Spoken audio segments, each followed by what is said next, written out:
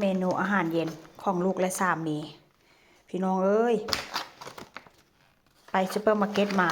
ได้เนื้ออันนี้มาได้เนื้อหมูติดมันพี่น้องเป็นตาแซ่บอะแท้ว่าจีทอดกินกับบักพริกหวานกินกับบักเผ็ดหวานทอดให้ผัวให้ลูกกินเป็นเนื้อหมูเด้อเนื้อหมูติดมันเป็นตาแซ่บแท้ว่าพี่น้องเอ้ยเบิ่งไหมเบิ่งเนื้อมันไหมพูดอะพวกเจ้าว่าเป็นตาแซ่บบ่เนื้อหมูติดมันนี่นะแซ่บขนาดไหนนี่ได้แล้ววันนี้เป็นเนื้องัวมองเป็นยังไงค่อยสิลาบอันนี้เป็นอาหารเหนือค่อยสิลาบแซ่บๆลาบกินอดโจ๊ะแซ่บๆเลยมื้อนี้ก็มากินน้ำกันเด้อมากินข้าวแรงน้ำค่อยเด้อมื้อนี้สิกินแซ่บๆเลยพี่น้องอาหารผัวทอดเนื้อหมูแซ่บพริกหวานอาหารเมียเฮ็ดลาบงัวแซ่บแน่นอนมื้อนี้นะ